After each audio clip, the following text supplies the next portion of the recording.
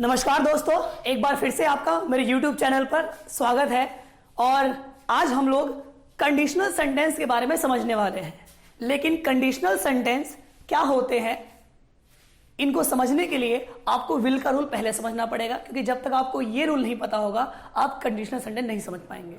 फिलहाल मैं आपको बता देता हूं कंडीशनल सेंटेंस को हम लोग किस तरीके से डिस्क्राइब कर सकते हैं। जैसे मैंने आपसे कहा कि अगर तुम मेरी वीडियो देखोगे तो मैं और अच्छी वीडियो बनाऊंगा, तो मैंने कंडीशन रख दी कि अगर आप मेरी वीडियो देखोगे तो मैं और अच्छी वीडियो बनाऊंगा। तो जब भी हम किसी काम के लिए कंडीशन डिसाइड करें तो ऐसे सेंटेंसेस को कंडीशनल सेंटेंस कहते हैं। 99% कंडीशनल सेंटेंस ऐसे होते हैं जिनके दोनों सेंटेंसेस के अंत में, आखिरी हिस्से में हम फ्यूचर टेंस का इस्तेमाल करते हैं, अर्थात दोनों में गागेगी का इस्तेमाल होगा। जैसे अगर वह अंग्रेजी में बात करेगी तो मैं उसे पढ़ाऊंगा। अंग्रेजी में बात करेगी, मैं उसे पढ़ाऊंगा। जब तुम पढ़ोगे तो तुम पास हो जाओगे। जब कभी तुम मुझे बुलाओगे मैं नहीं आऊंगा। तो कंडीशनल सेंटेंस के जो दोनों हिस्से होते हैं कंडीशन वाले, उन दोनों में गागेगी का इस्तेमाल होता है। तो इसलिए पहले आपको वो रूल सिखा देते हैं सिर्फ कुछ ही सेकेंडों में, और उसके बाद हम इस पे आएंगे। मेन टॉपिक हमारा ये है। तो जैसा कि सभी जानते हैं, हम फ्यूचर के लिए ऐसा कोई भी काम जो भविष्य में हम करेंगे, ऐसा कोई भी काम जो 1 सेकेंड बात करेंगे, 1 मिनट बात करेंगे, 24 घंटे बात करेंगे, 1 दिन बात करेंगे, 1 सप्ताह या 1 साल, 50 साल, जितना भी, ऐसा कोई भी काम जो हुआ नहीं है, होगा, हम ऐसे सेंटेंस को फ्यूचर में रखते हैं। हम उसके लिए विल का इस्तेमाल करते हैं। वैसे तो शैल का इस्तेमाल भी किया जाता है, लेकिन वो स्पोकन के लिए जरूरी नहीं है। तो मैं पढ़ाऊंगा, अभी पढ़ाया तो नहीं है, मैं पढ़ाऊंगा, ये काम होगा। आप लोग मेरी वीडियो देखोगे, जो काम आप करोगे। आप लोग एक अच्छे स्पीकर बनोगे, आप लोग अपने माँ बाप का नाम रोशन करोगे। तो जो भी काम हम करेंगे हम उसके लिए विल का इस्तेमाल करते हैं। तो जो काम मैं पढ़ाऊंगा, मैं मतलब आई के साथ विल, पढ़ाऊंगा को बोलते हैं टीच, आई विल टीच। आपको पढ़ाऊंगा तो यू आ जाएगा। तो यहां पर हो गया आई विल टीच यू। वह मेरी बात सुनेगी, she will listen to me. मैं आपको अच्छी इंग्लिश पढ़ाऊंगा, मैं घूमने जाऊंगा, I will go to visit. तो जो काम हम करेंगे विल, और नहीं करेंगे तो विल नॉट। विल नॉट को आप नेगेटिव में वोंट भी कह सकते हैं। जैसे मैं आपको नहीं पढ़ाऊंगा, I will not teach you, या आई वॉन्ट टीच यू। ध्यान रखें, इसे कुछ लोग वांट पढ़ते हैं, ये वांट नहीं है, want. Want, I want teach you, मैं आपको नहीं पढ़ाऊंगा। वह नहीं आएगी, शी वॉन्ट कम या शी विल नॉट कम, ये भी आ सकता है। अब हम समझते हैं कंडीशनल। तो अभी हमने ये सीखा कि जब भी हिंदी में जो कि हम करेंगे, यानी कि गागेगी वाले सेंटेंस में विल का इस्तेमाल करते हैं। लेकिन हमारे पास जो कंडीशनल सेंटेंस है, जब दोनों हिस्से गागेगी के होते हैं तो हम दोनों हिस्सों में हम विल का इस्तेमाल नहीं करते हैं। तो हम एक हिस्से में प्रेजेंट इंडेफिनिट का इस्तेमाल करते हैं और दूसरे हिस्से में फ्यूचर इंडेफिनिट का इस्तेमाल करते हैं। प्रेजेंट इंडेफिनिट और फ्यूचर इंडेफिनिट।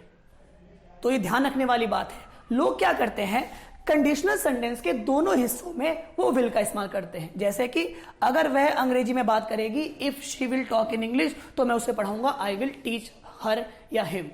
तो बोलने में आपको लगेगा कि बहुत सही है, लेकिन इनके साथ जब दोनों हिस्से कंडीशनल के होते हैं, दोनों हिस्से गागेगी में होते हैं, तो हम दोनों में विल का इस्तेमाल नहीं कर सकते। हमें एक में प्रेजेंट इंडेफिनिट लगाना पड़ेगा, एक में फ्यूचर इंडेफिनिट। अगर आपको प्रेजेंट इंडेफिनिट और फ्यूचर इंडेफिनिट में फर्क नहीं पता तो कोई दिक्कत नहीं है। आप सिर्फ इतना याद रखिए, हम इस वाले में पहले हिस्से में सब्जेक्ट के बाद पहली फॉर्म लगाएंगे या फिर 5वीं फॉर्म। अभी मैंने आपको बताया था कुछ वीडियो पहले कि 5वीं फॉर्म जिसके अंदर एस या ईएस आता है, और फर्स्ट फॉर्म तो आप जानते ही होंगे। तो हम पहले हिस्से में उसका इस्तेमाल करेंगे और दूसरे हिस्से में हम फ्यूचर इंडेफिनिट का इस्तेमाल करेंगे। तो हम इसको पहले हिस्से को कर लेते हैं, देखते हैं कैसे। कंडीशन इन सेंटेंस से बन सकता है, अगर, मगर, जब, जब कभी, जहां कहीं, जो कुछ भी। तो एक सेंटेंस है बनाने की कोशिश करते हैं, आसानी से समझ में आएगा। अगर वह अंग्रेजी में बात करेगी, अगर कंडीशन है तो अगर के लिए क्या लगाते हैं हम यहां पर, इफ। इफ के बाद सब्जेक्ट, इफ सब्जेक्ट। सब्जेक्ट क्या है सेंटेंस में? वह बात करेगी, लड़की है इसलिए शी का इस्तेमाल करेंगे। इफ शी बात करने के लिए टॉक, और शी के साथ ही, शी, इट के साथ हम पांचवी फॉर्म का इस्तेमाल करते हैं। यहां देख लीजिए, ही, शी, इट या किसी के नाम या फिर सिंगुलर के साथ हम पांचवी फॉर्म का इस्तेमाल करते हैं। ही के साथ, शी के साथ, इट के साथ, नाम के साथ पांचवी फॉर्म। पांचवी में एस या फिर ईएस आएगा। तो अगर वह अंग्रेजी में बात करेगी, इफ शी बात करने को बोलते हैं टॉक, तो टॉक तो वर्ब की फर्स्ट फॉर्म है, जब इसमें एस लग जाएगा तो ये पांचवी फॉर्म में चेंज हो जाएगी। If she talks. फिर अब सवाल ये होगा कि भैया हम एस कब लगाएंगे और हम ईएस कब लगाएंगे? अगर आपका वर्ब यहां पर जो आप देख रहे हैं, यहां पे वर्ब के अंत में यहां पे के आ रहा है, अगर यहां पर C H, C double H, S H, X या ओ आए तो हम यहां पर ईएस लगाएंगे। जैसे हम गो में ओ आता है तो हम ओ के बाद ईएस लगाते, ना कि एस।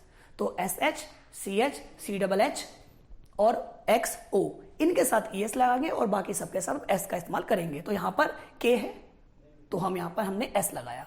तो if she talks in English,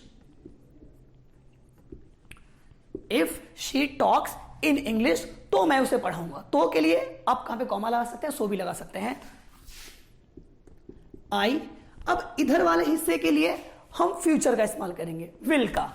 I will teach her, I will teach her.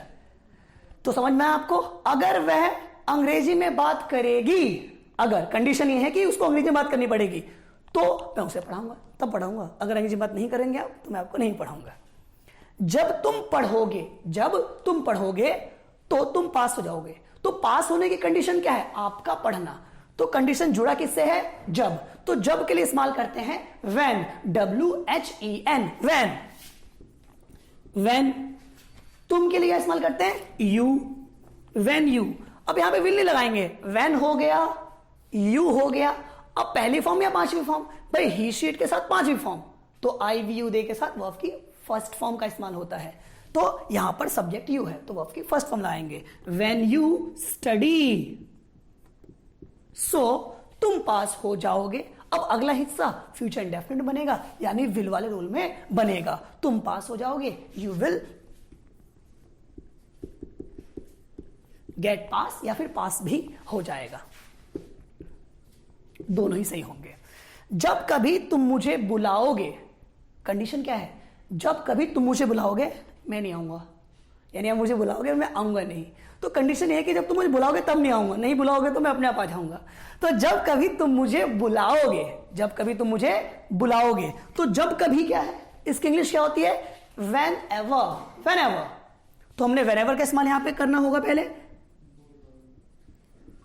whenever, subject क्या है यहां पर? तुम। whenever you, whenever हो गया। पहले नंबर पे इसका इस्तेमाल, दूसरे नंबर पे सब्जेक्ट का इस्तेमाल, तीसरे नंबर पे वर्ब का इस्तेमाल और चौथे पे अगर है तो पहला हो गया whenever, दूसरा हो गया सब्जेक्ट। अब इसके बाद आएगी वर्ब, तो यू के साथ वर्ब की फर्स्ट फॉर्म लगाते हैं। तो यहां पर कॉल मी, ऑब्जेक्ट हो गया। whenever you call me, जब आप मुझे बुलाएंगे, कॉमा लगा दीजिए, सो लगा दीजिए, मैं नहीं आऊंगा। तो ये हिस्सा गागे वाला है तो इसका नेगेटिव में बनेगा। तो नेगेटिव क्या होता है? आई विल नॉट कम या I won't come, I won't come. समझ में आया आपको? एक मेरी छोटी सी बात ये भी है कि आप लोग घर पे प्रैक्टिस किया कीजिए इंग्लिश की। घर पे बैठ के 5 मिनट 10 मिनट अपने किसी के साथ, दोस्त के साथ फोन पे आपको बात करनी है इंग्लिश में, ठीक है? आखिरी सेंटेंस देखते हैं। जहां कहीं भी वह जाएगी, रवि उसका पीछा करेगा। यानी रवि ने सोच लिया है कि जहां कहीं भी वो जाएगी तो रवि उसका पीछा करेगा। तो जहां कहीं भी इंग्लिश क्या होती है? wherever, वह जाएगी, वह मतलब शी के साथ क्या लगाते हैं? पांचवी फॉर्म, क्योंकि ही शीट के साथ पांचवी फॉर्म। शी के साथ जाने को क्या बोले हमें? गो। तो यहां पर अब क्या आ गया? ओ आ गया। ओ आ जाए, एस एच आ जाए, सी एच आ जाए, एक्स आ जाए, हम यहां पे ई एस लगाते हैं, तो यहां इस बार होगा E S. Wherever she goes, Ravi उसका पीछा करेगा। दूसरा हिस्सा विल में बनाना है, रवि विल फॉलो हर या चेज हर, फॉलो या चेज लगा सकते हैं। तो इस तरीके से हम कंडीशनल सेंटेंस हमारी लाइफ में बहुत इस्तेमाल होता है। हम लोग अपने भाई के लिए, बहन के लिए कभी इस्तेमाल करते हैं कि अगर तू मेरे लिए चाय बनाएगी तो मैं तेरे लिए मैगी बनाऊंगा। तो अगर वो चाय बनाएगी तो मैं मैगी बनाऊंगा, नहीं बनाएगी तो नहीं बनाऊंगा।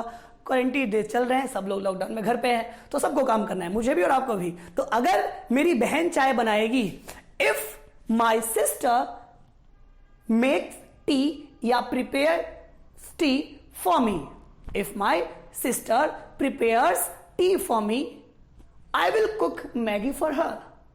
तो जब भी आप कंडीशन की बात करते हैं तभी इनका इस्तेमाल करते हैं, लेकिन ज्यादातर लोग कंडीशन में दोनों हिस्सों में विल का इस्तेमाल करते हैं। और इस बात का आपको ध्यान रखना है कि कंडीशनल सेंटेंस में एक हिस्से में आपको प्रेजेंट इंडेफिनिट और दूसरे में फ्यूचर इंडेफिनिट का ख्याल रखना है। आई होप आपको मेरी वीडियो अच्छी लग रही है और उस हिसाब से मुझे सपोर्ट भी मिल रहा है। प्लीज मेरे चैनल को सब्सक्राइब कीजिए और अपने साथियों से बोलिए कि वो इस चैनल को सब्सक्राइब करें और ज्यादा से ज्यादा